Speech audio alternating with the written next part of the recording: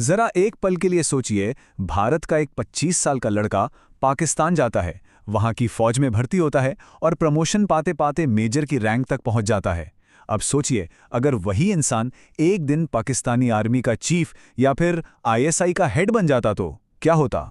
ये कोई फिल्मी कहानी नहीं है, ये हकीकत है रविंद्र कौशिक की। एक ही इंसान जिसकी दो पहचान थीं। भारत में वो थे रविंद्र कौशिक और सरहद के उस पार नबी अहमद शाकिर। एक जिस्म, दो जिंदगियां और एक ऐसा मिशन जो अगर पूरा हो जाता तो शायद आज सब कॉन्टिनेंट का नक्शा ही कुछ और होता। अगर बस एक छोटी सी गलती ना हुई होती तो यकीनन कई जंगें टाली जा सकती थीं। शायद कारगिल की नौबत ही ना आती, शायद संसद पर हमला ही ना होता, क्योंकि दुश्मन का हर एक दांव चलने से ठीक पहले भारत की टेबल पर होता।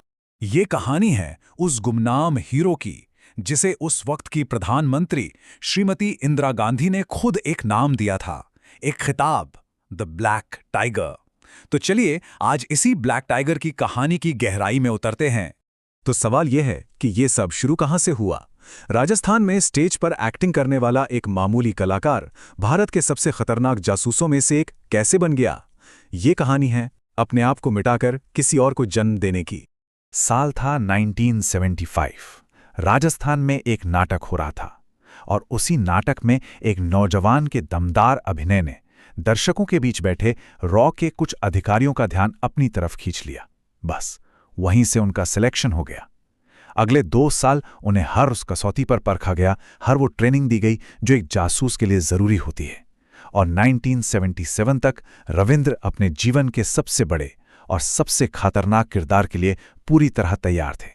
देखिए, ये कोई एक्टिंग नहीं थी, ये अपनी पूरी की पूरी पहचान को हमेशा के लिए मिटा देने जैसा था। उन्हें एकदम सधी हुई उर्दू सीखनी पड़ी, कुरान की आयतें रटनी पड़ी, पाकिस्तान का पूरा कल्चर, पूरा भूगोल अपने अंदर उतारना पड़ा। और फिर एक ऐसा कदम उठाया गया जिसके बाद वापसी का कोई रास्ता नहीं था। उनका खतना करवाया गया ताकि उनके पाकिस्तानी होने पर कभी किसी को जरा सा भी शक ना हो। और इस तरह 1977 में रविंद्र कौशिक का वजूद सरकारी फाइलों और कुछ यादों के सिवा हर जगह से मिटा दिया गया। उनकी जगह एक नए इंसान ने जन्म लिया, नबी अहमद शाकिर। ये एक ऐसा बलिदान था जिसकी हम और आप शायद कल्पना भी नहीं कर सकते। अब उनके मिशन का सबसे मुश्किल और सबसे खतरनाक दौर शुरू होने वाला था। मतलब दुश्मन के घर में घुसना, उसकी सेना का हिस्सा बनना और वहां से देश के लिए जानकारी निकालना।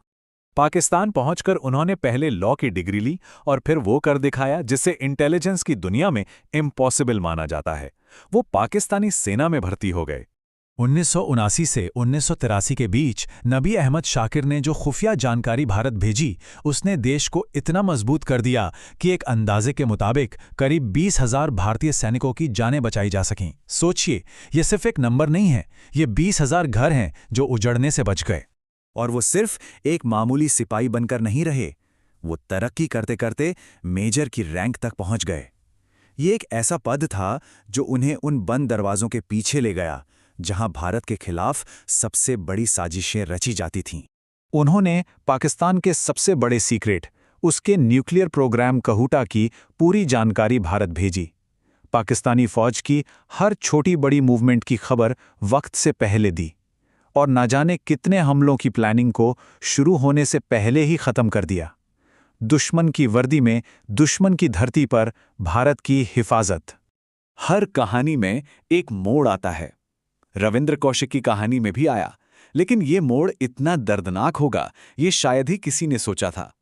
बस एक छोटी सी चूक और उनका पूरा मिशन दांव पर लग गया।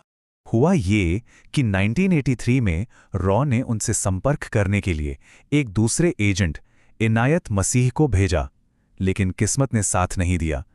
मसीह को बॉर्डर पर ही पकड़ लिया गया और टॉर्चर के दौरान उसने द ब्लैक टाइगर का सबसे बड़ा राज उगल दिया। रविंद्र कौशिक को एक मैसेज मिला, कराची के जिन्ना गार्डन में एक मीटिंग है। वो ये सोचकर वहां पहुंचे कि अपने किसी साथी से मिलेंगे, लेकिन वहां पाकिस्तानी खुफिया एजेंसी उनका इंतजार कर रही थी। वो एक जाल में बुरी तरह फंस चुके थे। पाकिस्तानी फौज के लिए ये किसी सदमे से कम नहीं था, एक भूचाल जैसा था। उनका सबसे काबिल, सबसे सम्मानित मेजर जिसे वो अपना हीरो मानते थे, असल में हिंदुस्तान का सबसे बड़ा जासूस निकला। ये उनकी सोच से भी परे था। और यहां से रविंद्र कौशिक की जिंदगी का वो दर्दनाक सफर शुरू हुआ, जो सीधा मौत पर जाकर ही खत्म हुआ। ये उनके हौसले और उनकी सहन शक्ति की एक अविश्वसनीय कहानी है।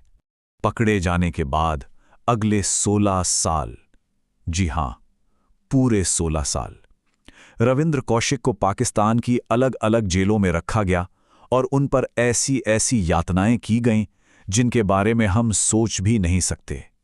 और यही जासूसी की दुनिया का सबसे कड़वा, सबसे बेरहम सच है। जब कोई जासूस पकड़ा जाता है तो उसका अपना ही देश उसे पहचानने से इनकार कर देता है। रविंद्र कौशिक के साथ भी यही हुआ। उन्हें उनके अपने वतन ने बिल्कुल अकेला छोड़ दिया। जेल से लिखे अपने एक खत में उन्होंने एक सवाल पूछा था, एक ऐसा सवाल जो आज भी हमारे कानों में गूंजता है। उन्होंने लिखा था, क्या भारत जैसे बड़े देश के लिए मेरी कुर्बानी इतनी छोटी है? यह सवाल उनके दर्द, उनके तन्हाई और उनके टूटे हुए दिल की आवाज थी। फिर साल आया 2001। टीबी और दिल की बीमारी से लड़ते लड़ते मुल्तान की सेंट्रल जेल में उन्होंने दम तोड़ दिया। भारत के उस ब्लैक टाइगर को अपनी मिट्टी तक नसीब नहीं हुई। उन्हें जेल के पीछे ही एक बेनाम जगह पर दफना दिया गया। रविंद्र कौशिक का शरीर भले ही चला गया, लेकिन उनका बलिदान, उनकी कहानी हमेशा जिंदा रहेगी। अब ये हम पर है कि हम इस विरासत को कैसे संभालते हैं, कैसे याद रखते हैं। रविंद्र कौशिक जैसे हीरो गुमनामी में खोने के लिए पैदा नहीं होते। उनकी बहादुरी, उनका जज्बा हमेशा अमर रहता है। और ये हमारी जिम्मेदारी है कि हम उनकी कहानी को जानें, समझें और आने वाली पीढ़ियों तक पहुंचाएं। और अंत में एक सवाल हम सबके लिए, एक देश को अपने उन गुमनाम सिपाहियों को आखिर कैसे याद रखना चाहिए जिन्होंने देश के लिए अपना सब कुछ कुर्बान कर दिया, लेकिन बदले में उन्हें सिर्फ तन्हाई और गुमनामी मिली? सोचिएगा ज़रूर।